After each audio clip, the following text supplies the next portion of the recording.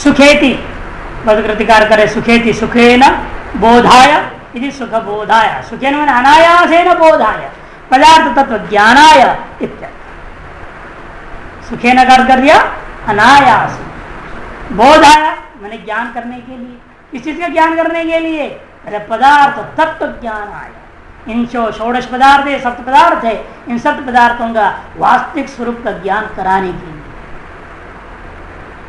तर्क्यन्ते प्रमिति विषय क्रियन्ते तर्क आगे ना तर्क शब्द का क्या है तर्क्यन्ते मैंने प्रमिति विषय क्रियन्ते प्रमा का जो विषय बन के विद्यमान रह जाता है उन विषयों को कहा जाता है तर्क वे कौन है वो द्रव्यादि पदार्थ द्रव्यादि पदार्थ तेषां संग्रह इति तर्क संग्रह संग्रह का मतलब क्या संक्षेपेण उद्देश्य का लक्षण परीक्षा यस्मिन सग्रंथ संक्षेप से उद्देश्य लक्षण और परीक्षा जिस ग्रंथ में है उसको संग्रह कर और यही चीजें रखी गई है विस्तार रूपेण पदार्थों का जो उद्देश्य नामकरण पदार्थों के लक्षण और उनकी परीक्षा कसौटी करके उसका दृढ़ निर्णय करना उसी का नाम संग्रह है और विस्तार में कहा गई है सूत्र भाष्य संक्षेपण यहां करने का नाम संग्रह है जिस ग्रंथ में ऐसा किया गया है उस ग्रंथ को संग्रह ग्रंथ कहते हैं और यहाँ तर्कों का किया है संग्रह अतः इसका नाम तर्क संग्रह हो गया उद्देश्य किसको कहते हैं उद्देश्य इनका अलग है उद्देश्य का लक्षण बता रहे हैं नाम मात्र वस्तु संकीर्तन उद्देश्य अंतःकरण परिणाम विशेष नाम मात्र से वस्तु का संकीर्तन कथन करना संसार भर के जितने भी हम वस्तुओं देख रहे हैं अनंत पदार्थ अनंत वस्तु अनंत नाम उन सभी का नामकरण आप ही लोगों ने किया है मनुष्य ने किया अलग अलग भाषा में अलग अलग नाम दे दिया इन ऋषियों ने क्या किया इसको 7 भागों में बांट दिया 7 भाग कोई 16 भाग में कोई 2 भाग में कोई 1 भाग में जैसा दर्शन अलग अलग अलग तैयार वेदांत एक ही पदार्थ ब्रह्म बैक को चाहिए सांख्य नहीं भाई 2 है प्रकृति और सारा संसार को 2 भाग कर प्रकृति फिर बड़े मीमांसा कहते नहीं 5 है 7 है वैशेष 9 है सांख्य विशेष 11 है कुमार भट्ट मीमांसा बढ़ते 14 16 नहीं आए 24 योग नहीं सांख्य 25 योग बढ़ते जाओ 35 36 56 100 अलग अलग शास्त्र तो जो विभाजन है ऋषियों ने किसी दृष्टिकोण से किया इस संसार के पदार्थों को समझाने के लिए अपने अनुकूल उन्हें विभाजन कर और सोचा इतने विभागों से बांट लूं और दुनिया क्या समझा दूं इसके माध्यम से इसलिए असली स्वरूप लोगों का ज्ञान हो जाएगा उससे वैराग्य होकर व्यक्ति अपना स्वरूप में चला जाएगा इस दृष्टिकोण से उन्होंने 7 नाम से इस सारा जगत सकल पदार्थ अनंत पदार्थों को 7 में बांट दिया ऐसे 7 भागों में बांटकर 7 नाम जो दिए हैं इसी का नाम उद्देश्य और लक्षण क्या है यथा दृष्टांत क्या है द्रव्यम गुणा कर्माणि ये सब संज्ञा नामकरण करते जाए लक्षण का लक्षण करे असाधारण धर्मो लक्षण जो असाधारण धर्म है उसका नाम लक्षण माने प्रत्येक वस्तु में 2 धर्म होते हैं एक साधारण धर्म है एक असाधारण धर्म साधारण धर्म तो सर्वत्र रहेगा इसलिए लक्षण कोटि में उसे नहीं ले सकते जो असाधारण धर्म है वही उस वस्तु का विशेषण बोध करा सकता है इसे उसको हमें लक्षण कहा एक धर्म में असाधारण मतलब क्या है साधारण धर्म असाधारण धर्म मैं धर्म को अपने 2 रूप से देख रही हूँ एक साधारण कोटि का असाधारण मतलब क्या है साधारण तो समझ में आती है, ये सभी में हम देख रहे हैं सब मनुष्यत्व मनुष्यत्व मनुष्यत्व सभी में है, बोलो साधारण धर्म हो गया। ये असाधारण धर्म क्या है भला? असाधारण तुम किम धर्म है? वो स्पष्ट लक्षण का लक्षण समझ में नहीं आएगा आपको। पृथ्वी में पृथ्वीत्व साधारण धर्म है और गंधवत्व असाधारण। इसे गंधवती पृथ्वी, पृथ्वी का लक्षण हो गया। लेकिन गंधवत्व असाधारण धर्म है पृथ्वी के, ये कैसे तय हुआ?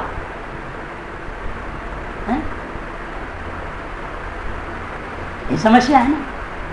लेकिन असाधारणत्व का लक्षण समझना पड़ेगा। असाधारण क्या चीज है वो लिखो। लक्ष्यतावच्छेद भिन्नत्व स्तुति,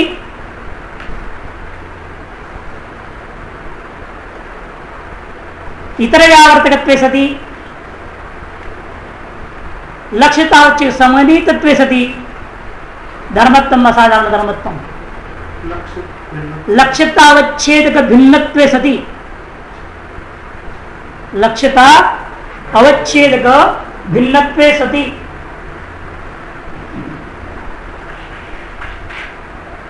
इतर व्यावर्तकत्वे सति,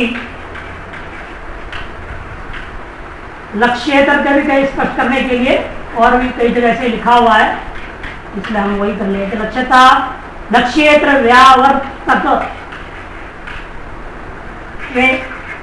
सति, लक्ष्यतावच्छेद समन्वय तत्व सति,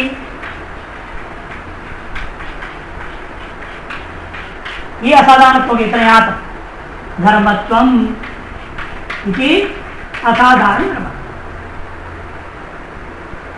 जो धर्म लक्ष्यतावच्छेदक से भिन्न हो और जो धर्म लक्ष्येतर का व्यावर्तक हो और जो धर्म लक्ष्यतावच्छेदक समन्वित हो, उसी धर्म का नाम असाधारण।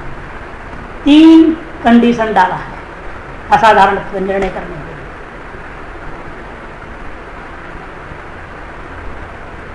अब जैसे एक दृष्टांत लो, पृथ्वी। पृथ्वी है लक्ष्य, जिसका हम लक्षण करना चाह रहे हैं वो हमारा लक्ष्य हो गया, तो पृथ्वी हो गया हमारा लक्ष्य। उसमें रहेगी सामान्य धर्म लक्ष्यता, उस लक्ष्यता अवच्छेद धर्म हो गया पृथ्वीत्व, है ना। उससे भिन्न है गंधवत्व, है या नहीं? पृथ्वीत्व से भिन्न है।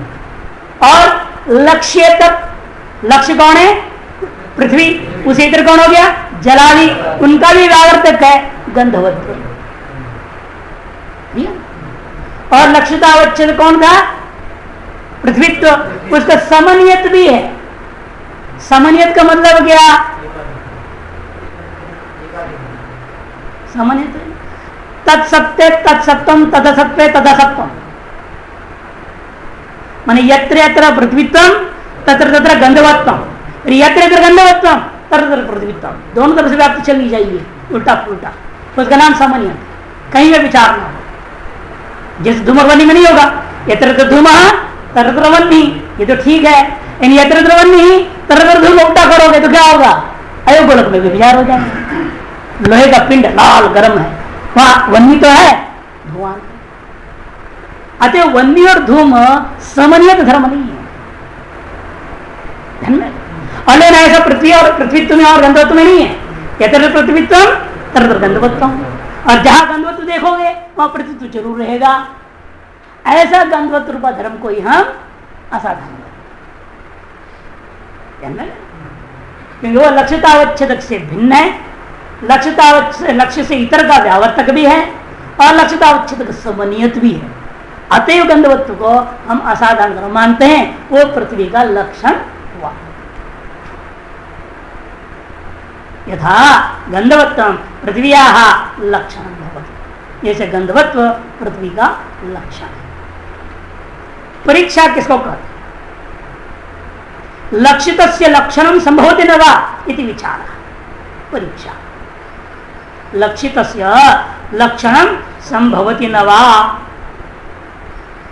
लक्षित है पृथ्वी, उसमें गंधवत्व रूपा लक्षण सम्यक प्रकार से बन रहा है कि नहीं बन रहा है, यह विचार करने का नाम ही परीक्षा है। यदि आपको पढ़ाया जा रहा है, आपको जो पढ़ाना हमारा लक्ष्य है, आप लक्षित आप लोग हैं पढ़ने वाले, और उसमें हमारा लक्षण मन पढ़ाना, यह आपके अंदर सम्यक घटा कि नहीं घटा, यह विचार करने का नाम ही परीक्षा है। और हम लोग करते नहीं, ये पूछते भी नहीं आपने जो पढ़ा ठीक समझा कि नहीं समझा। परीक्षा लेना चाहिए, अष्टमी के दिन बिठा करके घंटा प्रश्न डालना चाहिए, जो पढ़ा है एक हफ्ता बताओ इधर उधर के, तो परीक्षा मानी जाए। और हम लोग क्या कर रहे हैं, उद्देश्य और लक्षण दोनों हो रहा है, परीक्षा तो हो नहीं रहा। अत्र उद्देश्य से पक्ष ज्ञान फलम, उद्देश्य लक्षण परीक्षा इन तीनों का फल क्या है, नामकरण करने का फल क्या है, कहते पक्ष ज्ञानम फलम, अनुमान आदि में पक्ष का ज्ञान होता है, यही फल है उद्देश्य का। हम जगत अनुमान करते पर्वत वन्यमान पर्वत, ये जो किया पर्वत क्या है, एक नाम है, उद्देश्य था, उद्देश्य का नाम संकीर्तन, नाम क्या रखा है इस वस्तु का, पहाड़ का पर्वत नाम रखता है, वह हमारे पक्ष कोटि में आ गया। लक्षण का क्या फल है, लक्षण से इतर भेद ज्ञानम, लक्षण का फल यही है इतर के साथ इतर का भेद का ज्ञान स्पष्ट हो जाता है। परीक्षा, यहाँ परीक्षा का फल क्या है, लक्षण एक दोष परिहार, लक्षण में जो दोष है उनका परिहार हो जाता है, लक्षण की ये फल है। अब विचार करेंगे, उद्देश्य प्रकरण में चलेंगे।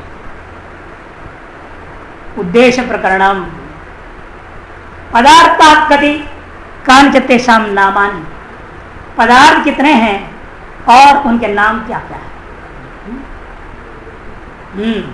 द्रव्य गुण कर्म सामान्य विशेष समय भाव सप्त पदार्था, लेना महाराज से पूछे, महाराज पदार्थ का लक्षण ही नहीं बनाया आपने, वो पदार्थ के भेद गिनने लग गए।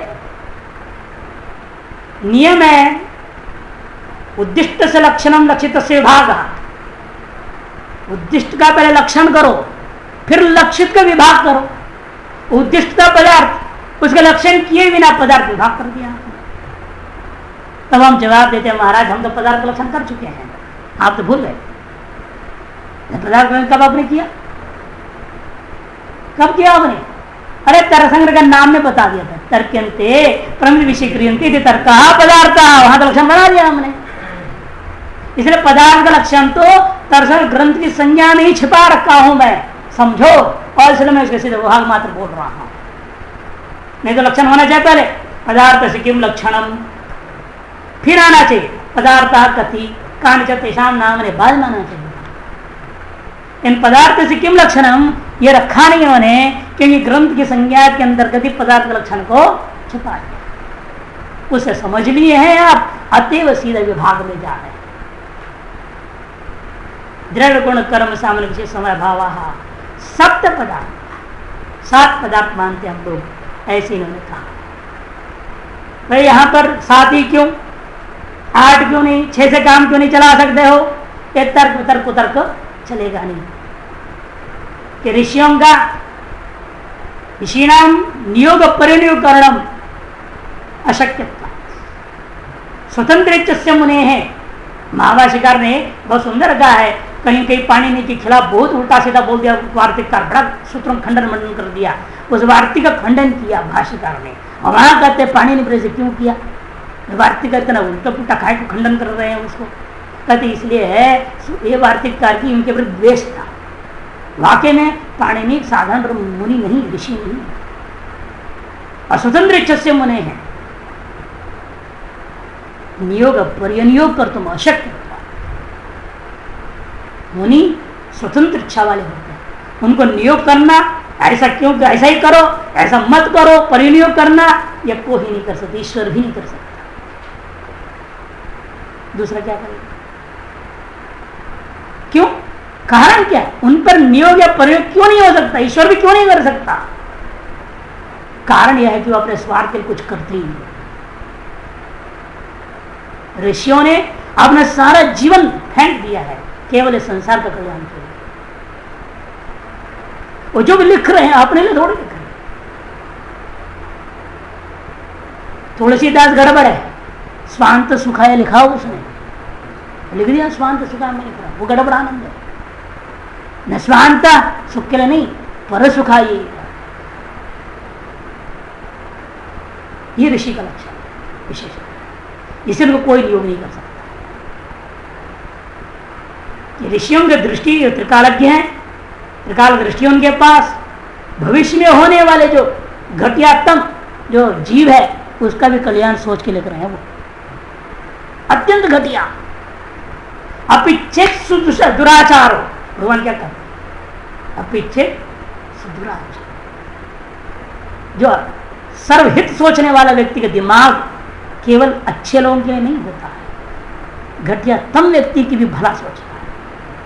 वो ऋषि का काम, भगवान का काम। जैसे जैमिनी गुरु से पढ़े व्यास जी से ब्रह्मसूत्र और खंडन करके मीमांसा लिख रहे हैं, तो पूछा परम कारुणिको भगवान जैमिनी, कि भगवान जैमिनी भगवान है, वो ऋषि नहीं, केवल साक्षात भगवान समझो, परम कारुणिक है कि वो देख रहे संसार में से वेदांत के अधिकारी ही नहीं है, जो कर्माधिकारी है उनके लिए विमा सूत्र जरूरी है, इसे निर्माण किया। ऐसे ऋषि को क्या नियोग कर लोगे? जब निकृष्ट अधिकारी पर दया कर रहा है उसको टोक लोगे, तुम रोक लोगे? ऐसा क्यों? आप प्रश्न नहीं कर सकते। इस तरह से यहाँ ऋषियों के मामला, चाहे गौतम ऋषि है, चाहे आपका जो अन्य ऋषि लोग हैं, कपिल महर्षि है, पतंजलि योग सूत्रकार हैं, कोई भी ऋषि हैं, ये जगत के कल्याण के लिए लिख रहे हैं, अपना कोई स्वार्थ नहीं। इसलिए 7 भाग कर रहे हैं, चाहे 16 भाग कर रहे हैं, चाहे 25 कर रहे हैं, 24 कर रहे हैं, वह हमारी हित, हमारी बुद्धि की क्षमता के अनुसार तुम्हें जो सही समझो सो पकड़ो, वहां से आगे बढ़ो। पहुंचना है तो मेरा लक्ष्य सबका तो व्यास जी जो लिख रहे हो ठीक है, लेकिन सभी उसके योग्य नहीं है ना। अभी बुद्धि को घिसना है सांख्यों में, न्याय में, योग में घिसो थोड़ा अच्छी तरह से, क्योंकि हर बुद्धि वेदांत को पकड़ने से दृश्यत्व अग्रया बुद्धिया सूक्ष्मया सूक्ष्म दर्शन, कठोपनिषद सूक्ष्मया सूक्ष्म दर्शन अग्रया बुद्धिया, ऐसे थोड़ी हो जाए, पैदा होती है कि सबकी, इसलिए शास्त्रों में घिसना पड़ता है। आगे की तरह लगा दिया लक्ष्यता उच्छेद गुण से, लक्ष्येत्र जो है व्यावृत तत्व से, लक्ष्यता समन्वित तत्व से, ये सुन के याद दिमाग अवच्छेद कर क्या बोल रहा है, मन बुद्धि वाले को फेल हो जाएगा, चलेगा। उसके लिए करेंगे फिर जाओ तो नीचे, तो न्याय के लायक तो और नीचे जाओ, सांख्य में जाए 7 पदार्थ तो योग्य नहीं तेरे खोपड़ी, 16 पदार्थ समझने की योग्य तेरा खोपड़ी नहीं है, तो 25 पदार्थ समझने चलेगा। प्राणायाम कर जा, योग में जा तो उसी के लायक है। मैं बुद्धि स्तर के हिसाब से उतने अधिक पदार्थ मानी जा रही है। तंत्र लिख लो, शक्ति वाले जो 36 पदार्थ, 56 तक गए, वो 64 का भी, बौद्ध तो 100 पदार्थ बना, 100 पदार्थ की, अतिमंद बुद्धि वालों के 100 पदार्थ में जो वो भी दर्शन जब ठीक है। इसलिए यह मुनि ने जो 7 पदार्थ कहा है, यह शंका नहीं हो सकती। फिर भी फलकृतिकार अन्य दर्शनकार लोग जो 8वां मान रहे हैं उनको लेकर के शंका उठा रहे। तत्र सप्तग्रहण पदार्थत्वम द्रव्य सप्त अनितमत्व व्याप्यमिति व्याप्ति लाभाय अथ पदार्थान विभजते द्रव्य की, पदार्थों को विभाजन कर रहे हैं केवल यहाँ द्रव्य इत्यादि से।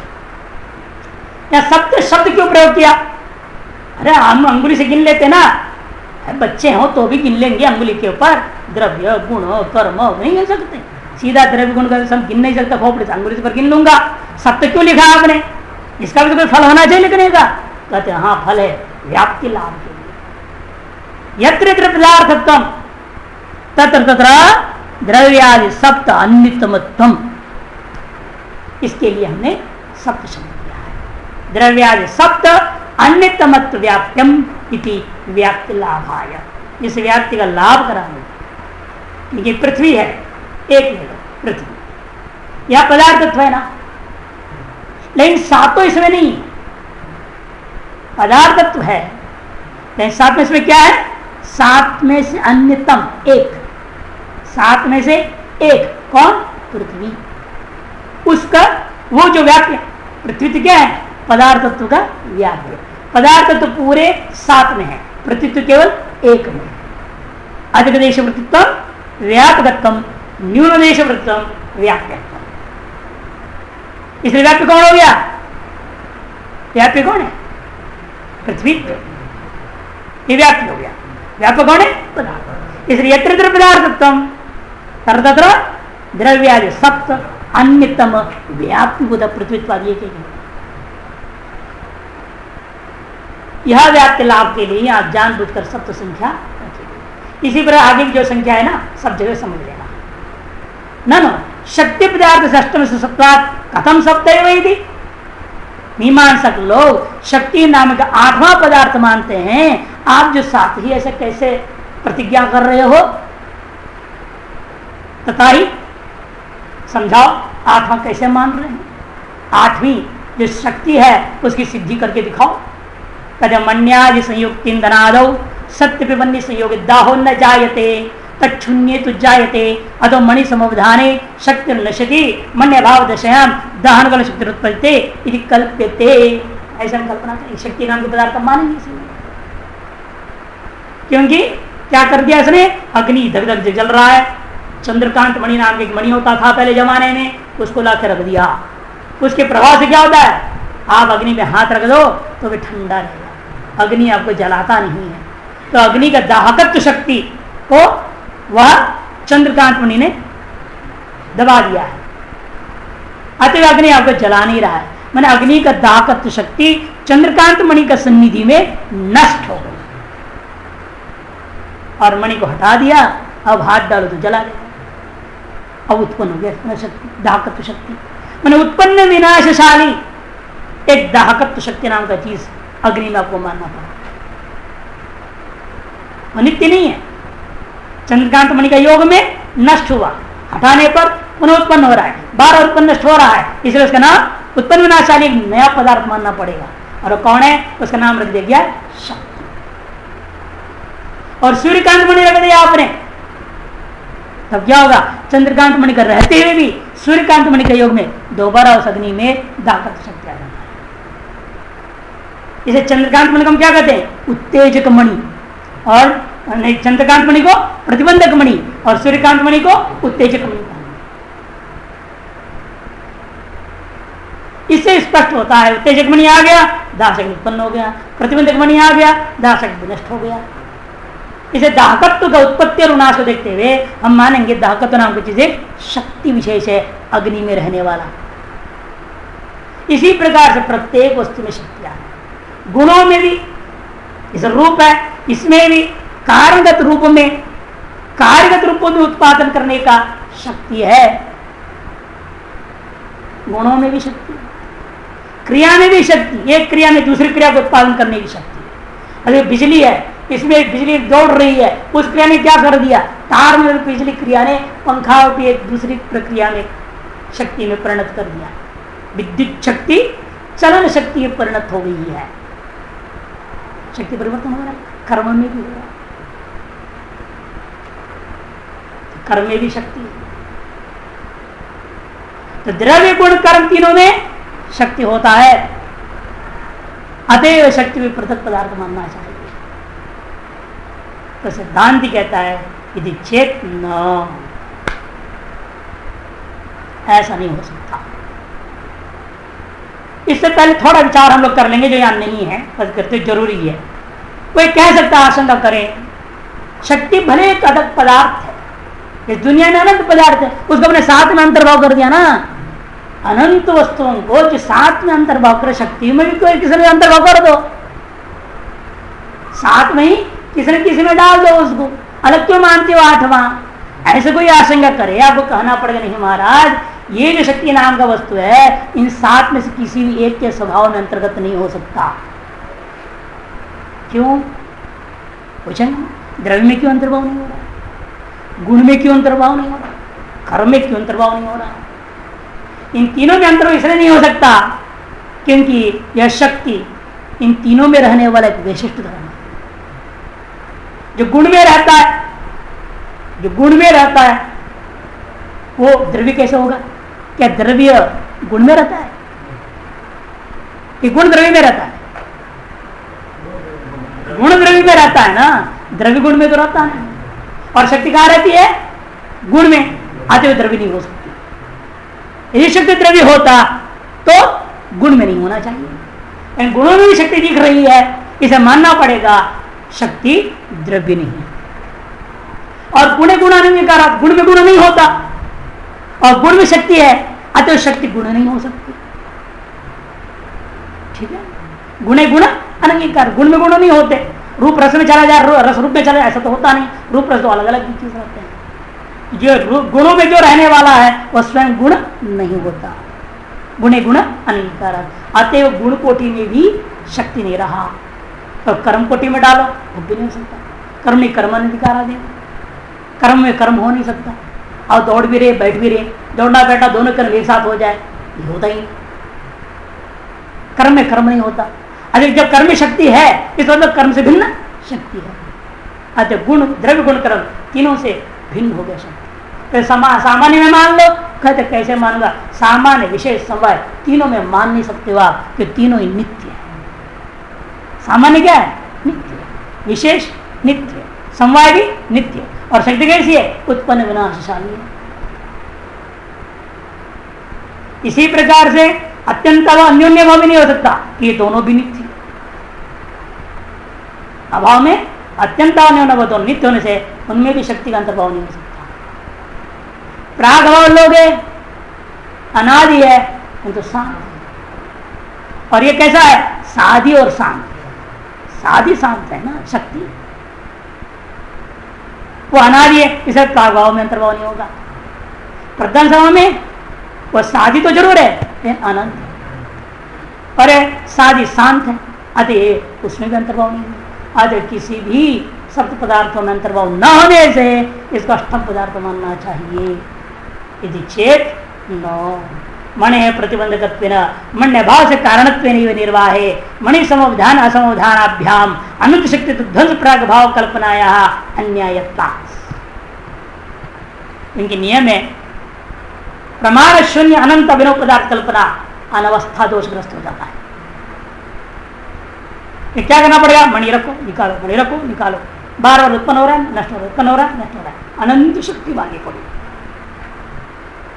अनंत शक्ति मानने की अपेक्षा से सकल कार्य में प्रत्येक सामान्य कारण रख देंगे हम, प्रतिबंध का अभाव कारण है शक्ति का। अब मणि प्रतिबंधक है, उसका अभाव दाह रूप कार्य के प्रति कारण है। मणि था अतो दाह नहीं हुई, वह शक्ति मानने की कोई जरूरत नहीं। शक्ति को माने बिना काम चल गया। कि मणि का होना ना होना ये शक्ति के कल्पना में आपको मजबूर कर रहा था, लेकिन हमने उसको सर्व कार्य के प्रति साधारण कारण कोटि में डाल दिया। कोई भी कार्य हो संसार में प्रतिबंध का भाव तो मुख्य कारण है।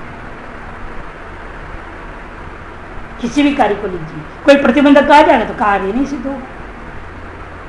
जब दाहारूपा जो कार्य है अग्नि का, इस कार्य के प्रति भी प्रतिबंध का भाव कारण है। और मणि क्या है? प्रतिबंधक कोटि में डाल दो, अलग शक्ति माने क्या जरूरत रह गया? एक प्रतिबंधकत्वेन मणि को प्रतिबंधकत्वेन स्वीकार कर लूंगा तो मण्य भाव से कारणत्व नहीं निर्वाह है।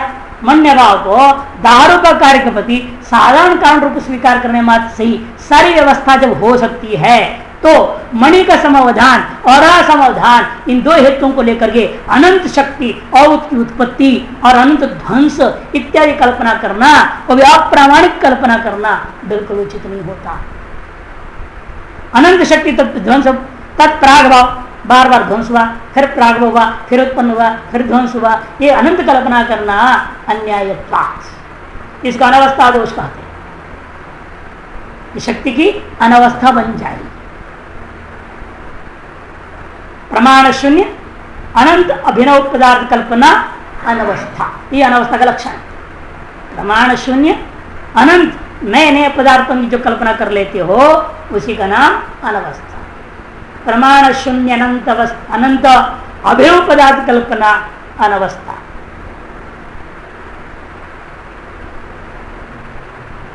प्रमाण शून्य अनंत अभिनव पदार्थ,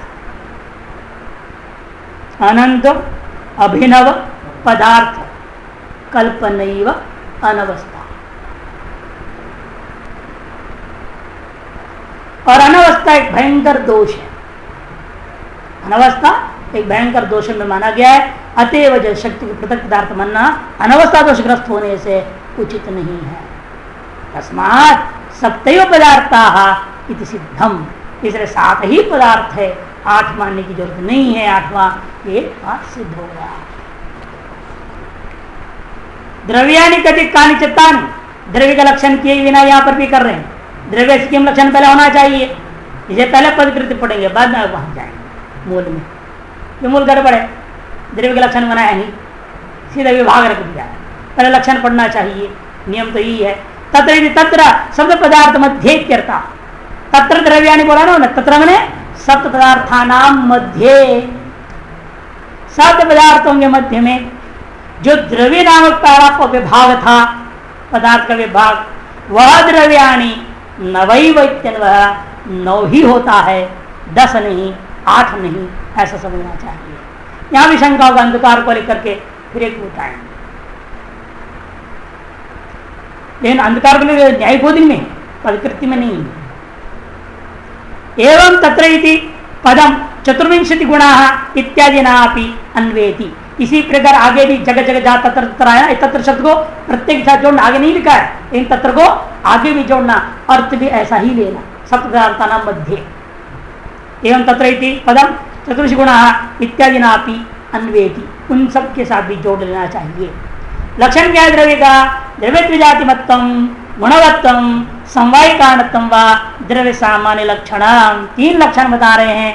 द्रव्यत्व जातिमत्व पहला लक्षण है, गुणवत्तम दूसरा लक्षण है, समवाय कारणत्वम तीसरा लक्षण है। ये तीनों ठीक नहीं है। हाँ, तीनों ठीक नहीं, 3 में से एक ठीक है, अंत वाला ठीक है, पहले 2 में गड़बड़ी है। क्या गड़बड़ी है, क्या कमी है इनमें, क्यों इनको लक्षण नहीं मानेंगे आप, इस पर विचार कल करें।